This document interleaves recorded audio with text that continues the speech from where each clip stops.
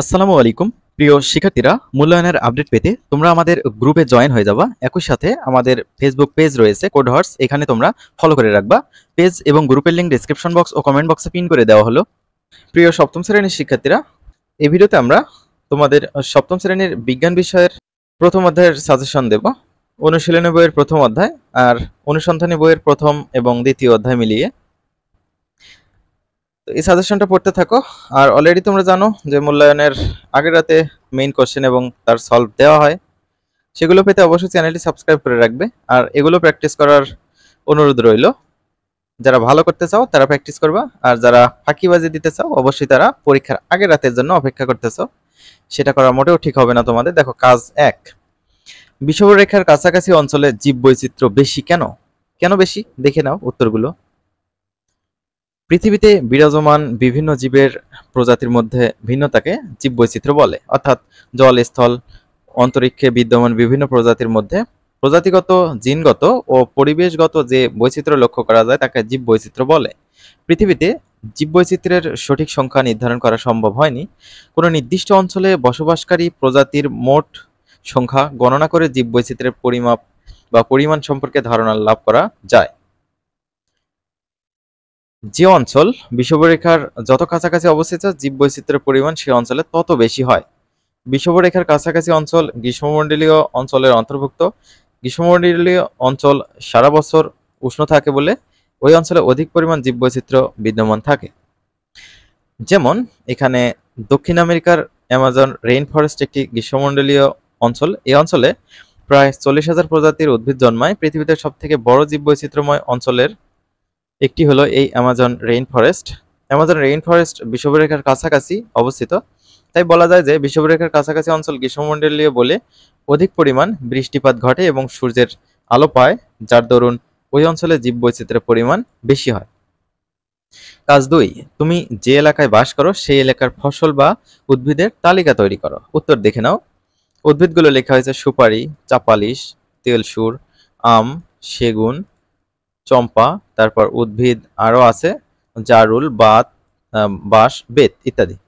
সবজি ও মশলা দেখো ধুন্দল, আদা, হলুদ, জব, তুলা, তারপর হচ্ছে আলু, এখানে আর নেই। ফল হিসাবে দেখো আনারস, কলা, পেঁপে, আম, কমলা, মালটা, তারপর হচ্ছে লটকন ইত্যাদি।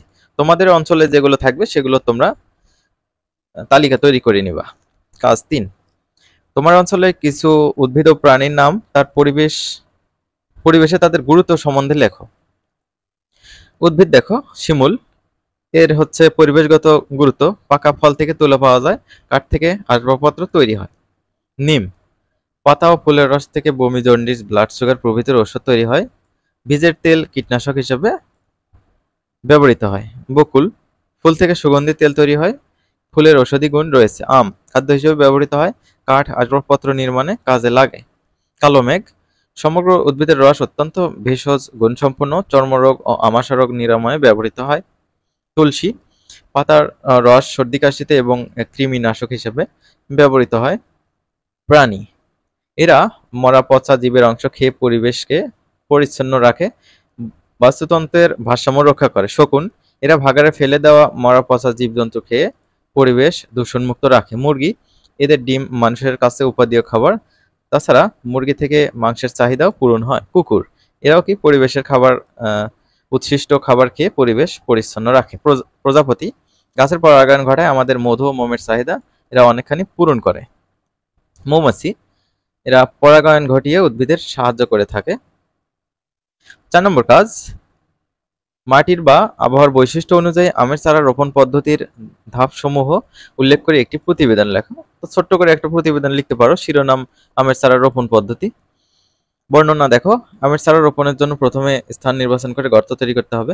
সাধারণ গর্ত 75, 75, 75 দৈর্ঘ্যপ্রস্থ উচ্চতায় এত সেন্টিমিটার হয়ে থাকে। গর্ত করার 10 থেকে 15 দিন পর এতে সার প্রয়োগ করতে হবে।